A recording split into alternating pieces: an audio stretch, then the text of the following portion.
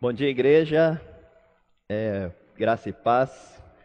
Uma grande alegria podermos cultuar, né? No primeiro culto do ano, primeiro domingo do ano. E eu gostaria de trazer uma mensagem continuando. Na verdade, foi meio sem querer que se tornou uma série. E são passagens que têm mexido muito comigo, que são as aparições de Jesus após a ressurreição até a ascensão. No total, são 10 aparições que Jesus, que é relatado na Bíblia sobre Jesus. E um tempo atrás eu falei sobre o caminho de Emaús e pouco antes falei sobre Tomé. E hoje eu gostaria de continuar falando sobre a terceira aparição para os discípulos, que foi a aparição onde Jesus está ali fazendo o peixinho, o pão, esperando os discípulos. Os discípulos estão pescando, né? Ali no Mar da Galileia, né? Ou Mar de Tiberíades. E essa é a terceira aparição. E mais especificamente eu gostaria de falar sobre Pedro. Com certeza o ponto alto dessa aparição foi a restauração de Pedro. E para a gente entender melhor sobre todo esse processo de restauração, precisamos voltar um pouco na história, né? Precisamente no dia antes da crucificação, na quinta-feira. Então Jesus ele estava ali reunido com os seus discípulos, né? Na hora do jantar. Jesus ele já sabia, ele já sentia que havia chegado a hora de deixar esse mundo, a hora de se entregar como sacrifício. Então ele levanta e tem aquela passagem muito linda onde ele começa a lavar os pés dos discípulos. E ele vai lavando os pés, quando então Pedro, ele diz, o Senhor vai lavar os meus pés? Jesus respondeu, você não entende agora o que eu estou fazendo, mas algum dia entenderá. E Pedro, ele insiste, ele continua, ele fala assim, lavar os meus pés? De jeito nenhum. E Jesus respondeu, se eu não lavar os seus pés, você não terá parte comigo. E aí Pedro, né, todo emocional, como sempre, ele exclama, Senhor, então lave também as minhas mãos e minha cabeça, e não somente os meus pés. Nessa passagem aqui a gente vai percebendo um pouco da personalidade de Pedro. Acho que nos evangelhos podemos perceber que ele é um líder nato, né? Um líder natural. E ele é muito emotivo, né? Um cara muito expressivo. E quando acontecem essas coisas assim, ele é o primeiro que responde, é o primeiro que age, é o primeiro que faz. E nessa passagem também não é diferente. Isso está lá em João 13, tá? De 6 a 9. E um pouco mais à frente, ali em João 13, ainda, né? Ali reunido ainda no jantar, Jesus ele revela, né? Quem o trairá, né? O Judas. É aquela Pedro também, né? Dá aquela olhada para João, fala assim, e aí, pergunta lá para Jesus quem vai ser o traidor, né? E aí Jesus revela para João ali quem vai o trair. E imediatamente Judas ele sai de lá. E aí o Senhor ele começa no capítulo em diante, né? Ele começa a falar grandes ensinamentos, ensinamentos profundos para os discípulos. E também é nesse trecho ali que Pedro pergunta, né? Jesus ele fala, eu vou para um lugar que vocês não podem ir. E aí Pedro novamente ele fala, para onde o Senhor vai? Jesus responde, para onde eu vou vocês não podem ir agora, mas me seguirão mais tarde. E aí Pedro continua, Senhor, por que eu não posso ir agora? Eu estou disposto a morrer por você. Então Jesus diz, morrer por mim? Né? Eu digo a verdade, Pedro. Antes que o galo cante, você me negará 3 vezes. No finalzinho de João 13. Enfim, depois disso, Jesus continuou seus ensinamentos. capítulo 16 e 17, encontramos grandes ensinamentos, né, a respeito do discipulado, a respeito dos discípulos, inclusive dos futuros discípulos, né, como nós. Encontramos a oração que ele faz intercedendo pelos discípulos. Ele intercede por cada um de nós. E aí, depois disso, que eles saem de lá e vão lá para o Getsemane, para o bosque de oliveiras, né? Ali era um lugar perto de uma prensa de azeite, né? De uvas, que era justamente o nome Getsemane. E aí, a gente sabe da história, após, né, ele ter orado ao Pai, e por 3 vezes, né, ele encontra os discípulos dormindo. Ele fala que então é chegada a hora, e aí vem os soldados, né, vem Judas, vem o pessoal ali, sumo sacerdote, e levam Jesus preso, tá? E é nesse momento que Pedro corta também ali a orelha de Malco, um dos servos do sumo sacerdote. Jesus vai, restaura a orelha do Malco, cura ele.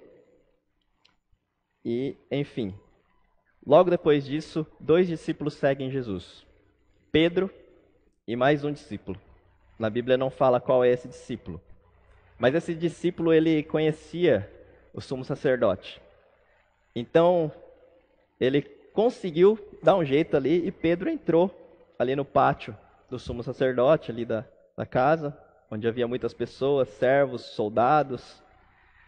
E Pedro, acontece a cena que eu acho uma das mais fortes, né? Que é quando Pedro nega Jesus. A primeira vez quem questiona Pedro é a moça que estava ali, né? Logo na entrada, e fala: "Você não é um dos discípulos daquele homem?" E aí Pedro responde: "Não." Né? Aí ele vai ali se aquecer. Os guardas da casa e os servos tinham feito um braseiro, uma fogueira. E Pedro também foi ali se esquentar, junto com eles. E aí novamente eles perguntam, né? Eles olham: "Você não é um dos discípulos dele?" E aí ele nega, dizendo: "Não sou."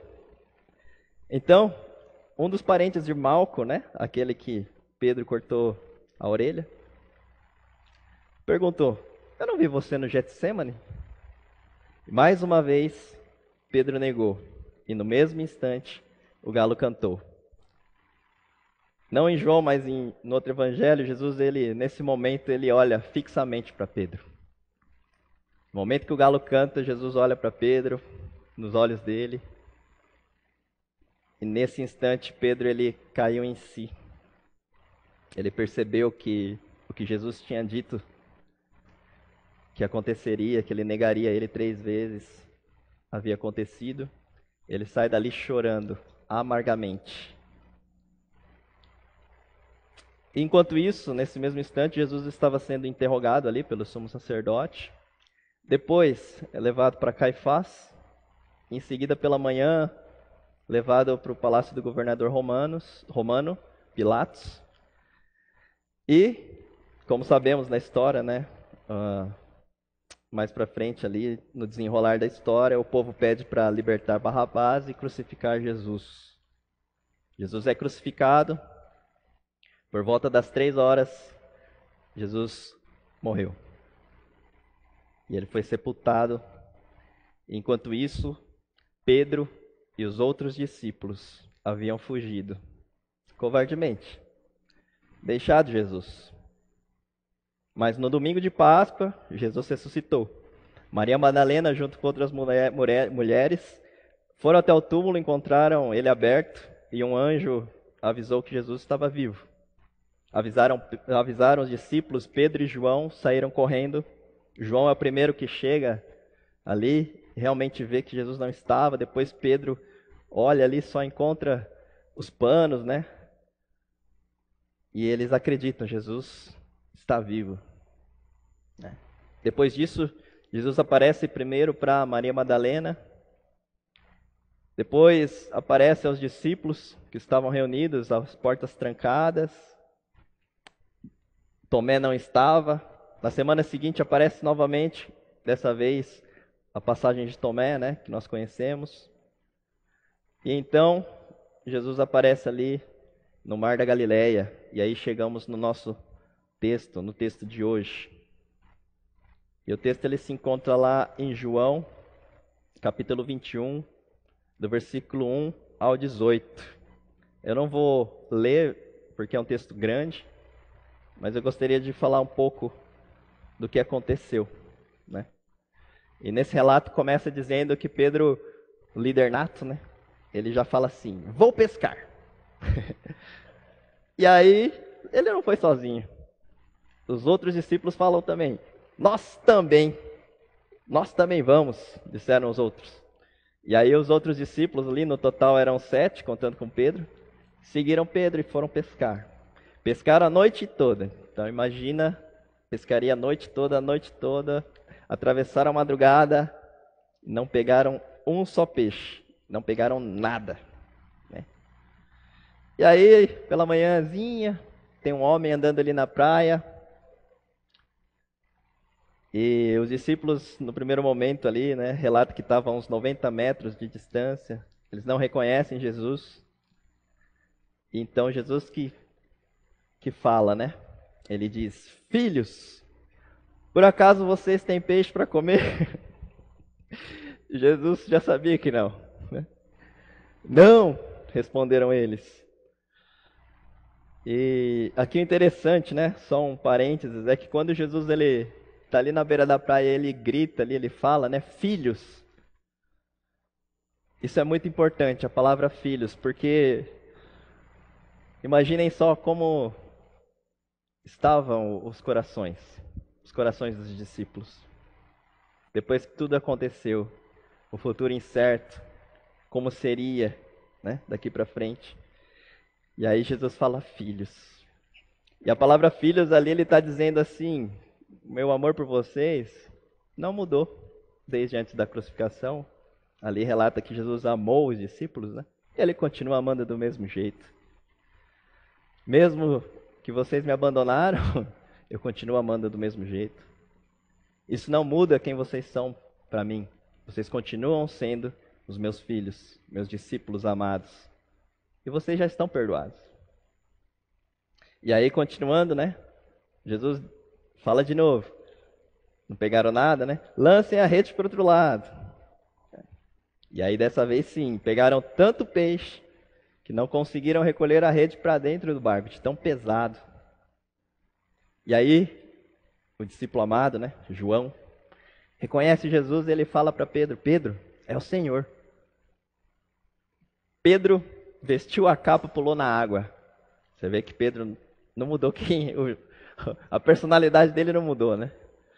E ele pula na água e vai nadando até o encontro de Jesus.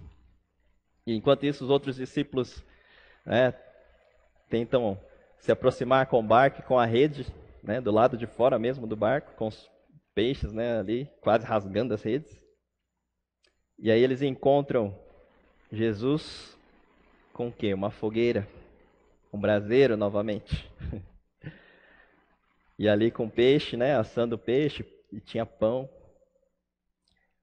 Eu falo do braseiro porque essa palavra só encontramos 2 vezes no Novo Testamento. Aonde? No braseiro que Pedro foi se esquentar, no momento que ele traiu Jesus. E agora, quando ele vai ao encontro de Jesus na beira da praia. Então, com certeza e propositalmente, Jesus ele faz isso. Lembrando a mesma cena do dia que Pedro o traiu. E aí começa o processo de restauração. Na verdade já tinha começado, mas aqui é a parte onde Jesus restaura Pedro. E aí Jesus fala para ele, fala para os discípulos, tragam alguns peixes que vocês pegaram, né? A Bíblia diz que no total foram 153 peixes. E aí Jesus chama os discípulos para comerem com ele. Essa foi a 3ª vez, né, que Jesus apareceu para os seus discípulos. Sem contar Maria Madalena, sem contar os outros discípulos que não eram dos 12. Mas a partir do verso 15, começa a conversa de Jesus com Pedro. Pedro, então, ele se vira para Jesus, então, ele se vira para Pedro e pergunta: Pedro, você me ama mais do que os outros? Essa foi a primeira pergunta que Jesus fez. E o mesmo Pedro que havia afirmado, né, antes, ele tinha falado que eu te amo mais do que os outros, né? Ainda que todos te deixem, eu jamais o deixarei. Está lá em Mateus 14, 29. Pedro tinha afirmado isso para Jesus. Ele havia dito. Resumindo, ele havia dito que amava mais do que os outros, que ele era mais crente do que os outros e mais espiritual. Mas Pedro responde: sim, Jesus, você sabe que eu amo. No verso 16, Jesus repete a pergunta, mas dessa vez ele simplifica, ele não fala mais do que os outros. Ele simplesmente pergunta: você me ama? Sim, Senhor, disse Pedro. O Senhor sabe que eu amo. Um detalhe é que Jesus sempre termina falando: então, cuide das minhas ovelhas. Tá? Na primeira pergunta, Jesus também falou: então, cuide das minhas ovelhas. E aqui, novamente, na segunda vez, Jesus só responde: então, cuide das minhas ovelhas. E pela terceira vez, Jesus repete a mesma pergunta da segunda: Simão, filho de João, você me ama? Pedro, então, fica triste. A Bíblia diz que ele fica triste porque Jesus perguntou 3 vezes. Mas a gente precisa entender que quando ele responde novamente: o Senhor sabe de todas as coisas, sabe que eu amo. E aí Jesus fala: então, cuide das minhas ovelhas, alimente as minhas ovelhas. Pedro, ele fica triste porque as perguntas que Jesus faz, né, é com amor ágape. Jesus está perguntando para Pedro se Pedro ama ele incondicionalmente. Só que Jesus responde as 3 vezes, Pedro responde as 3 vezes com amor filéu, que é o amor de amizade, né? O amor fraternal, não com amor incondicional. Porque nesse momento Pedro ali estava entendendo que tudo que ele falou antes, não, que ainda que todos te deixem, eu jamais te deixarei. Eu amo mais do que todos. Eu estou pronto para morrer por você, né? Não importa para onde você vai, eu vou com você e eu estou disposto a dar a vida por você. E quando Jesus fala que ainda não, e tudo isso acontece depois, Pedro ali ele percebe que realmente ele não amava Jesus como ele imaginava.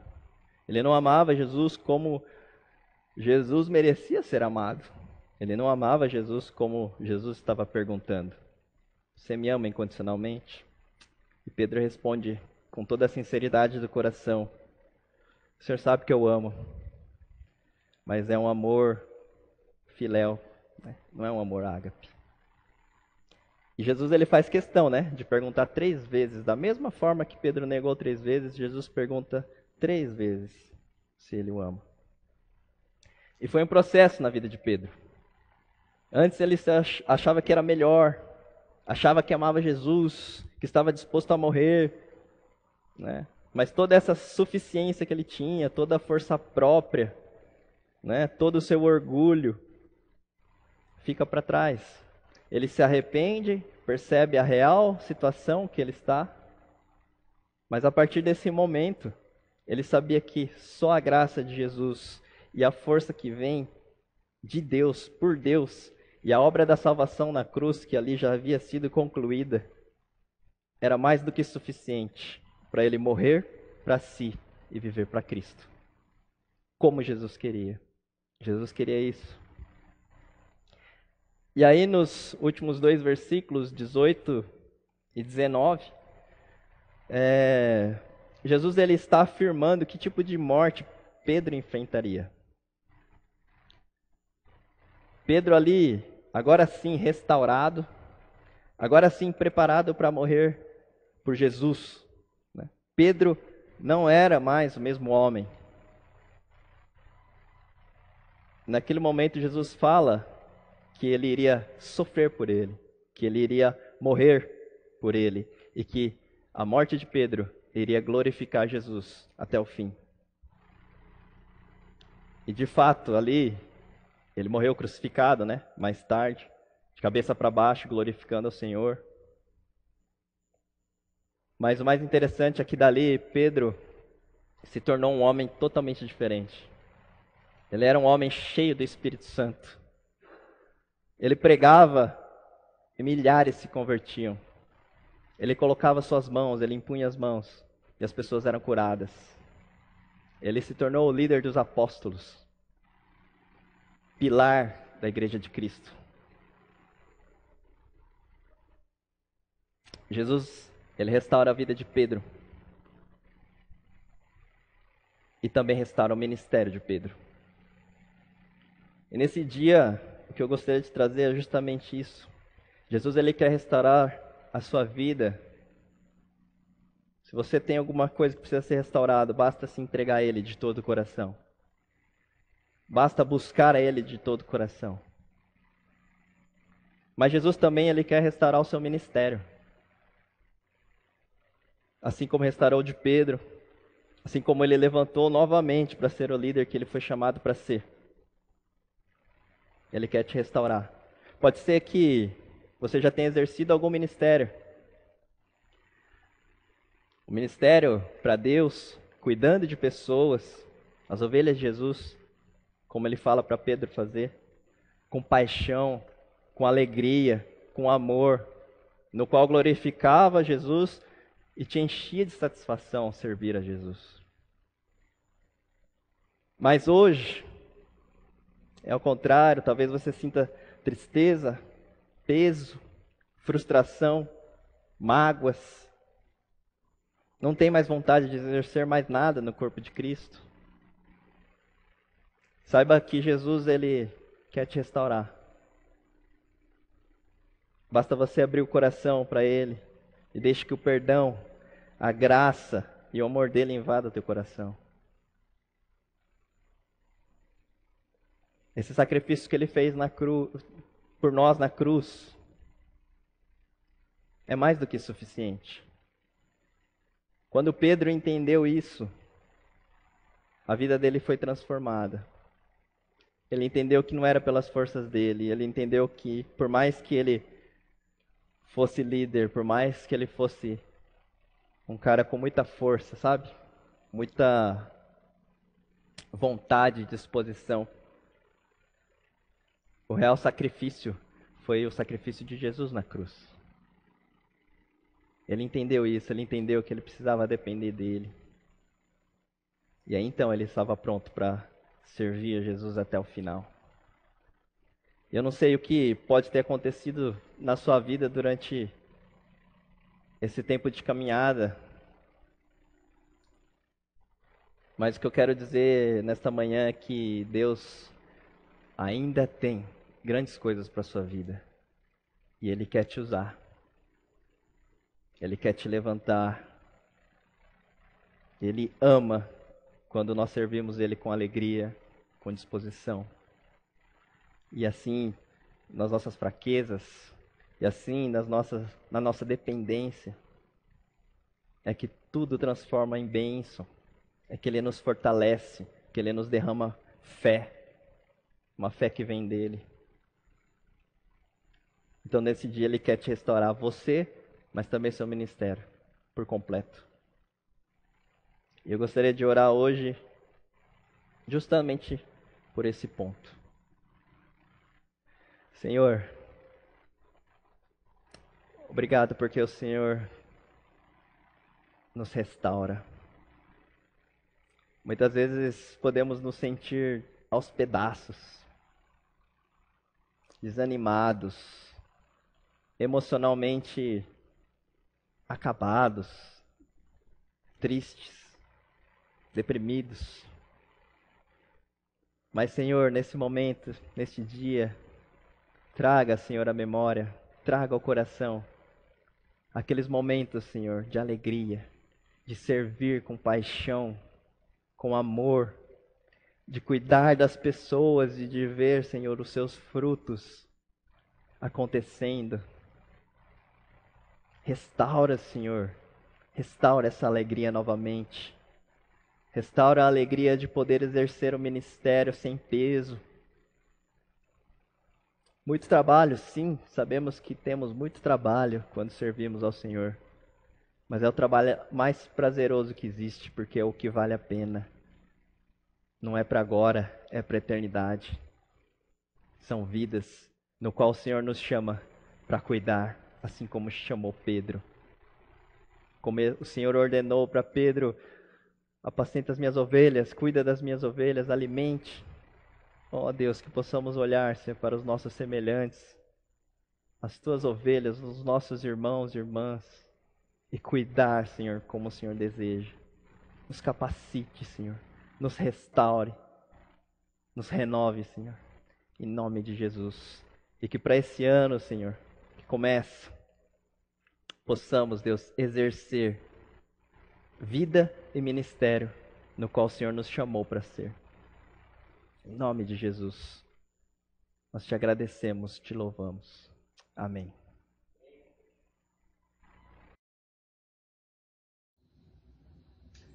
Passamos agora para o nosso momento da ceia, primeira ceia do ano também.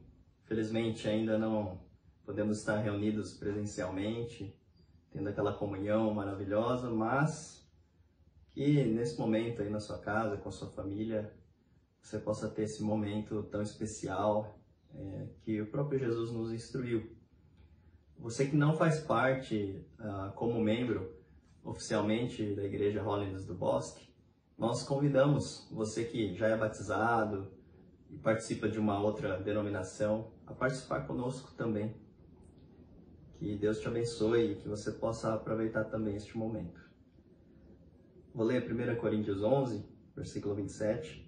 Portanto, aquele que comer o pão ou beber o cálice do Senhor indignamente será culpado de pecar contra o corpo e o sangue do Senhor. Examine-se cada um a si mesmo, e então coma do pão e beba do cálice. Pois quem come e bebe sem discernir o corpo do Senhor, come e bebe para sua própria condenação. Então, nesse momento, eu gostaria de convidar os irmãos e irmãs a ter um momento de oração, colocar o coração diante do Senhor, abrir o coração e realmente ter esse momento com Ele. Né? Se tiver alguma coisa para resolver, alguma coisa para colocar diante do Senhor, abrir o coração, faça isso nesse momento, enquanto eu faço essa oração. Senhor, obrigado, Deus. Obrigado porque pela tecnologia nós conseguimos estar reunidos, mesmo que online, com esse distanciamento, esse isolamento, mas estamos unidos em Ti, pelo Espírito. Te agradecemos, Deus, porque somos corpo do Senhor, podemos ter esses momentos tão preciosos. E obrigado, Deus, pelo Teu sacrifício na cruz por nós. Te agradecemos, pedimos que o Senhor possa sondar os nossos corações. Ajuda-nos, Senhor, a estar, Senhor, diante do Senhor de uma forma realmente que Te agrade, uma forma que podemos Te glorificar, Senhor, com o coração limpo, coração puro, e fazer a Tua vontade. É isso que nós queremos, nós Te louvamos. Em nome de Jesus. Amém. Então, se você já está com a ceia preparada, né? Seu suco com pãozinho, vou ler aqui que o Senhor, na noite em que foi traído, tomou o pão e, tendo dado graças, partiu e disse: Isto é o meu corpo que é dado em favor de vocês. Façam isso em memória de mim. Então vamos comer do pão.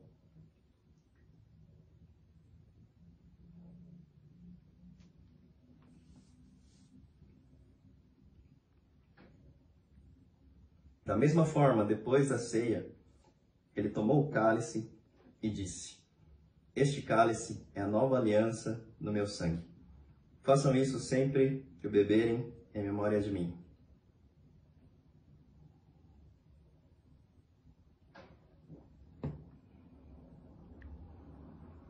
Porque sempre que comerem deste pão e beberem deste cálice, vocês anunciam a morte do Senhor até que Ele venha. Aleluia, vamos orar? Senhor, nós ansiamos a tua volta. Nós queremos estar contigo, Senhor, na eternidade. Obrigado, Senhor, porque toda vez que nós ceiamos, lembramos do teu sacrifício, da sua obra maravilhosa de salvação, da sua graça infinita. Obrigado, Deus. Nós te amamos, Senhor é o nosso Rei, Senhor é o nosso Senhor. Obrigado, Jesus, por tudo que o Senhor fez por nós e tudo que o Senhor tem feito. Obrigado porque nesses dias tão difíceis o Senhor tem nos guardado. O Senhor tem se mostrado presente, Senhor, cada dia. Muito obrigado, Senhor. O Senhor abençoe, Senhor, a tua igreja, fortaleça, que possamos, Deus, fazer aquilo que é da tua vontade, enquanto aguardamos ansiosamente a tua volta. Em nome de Jesus, nós te agradecemos. Amém. Amém. Deus abençoe.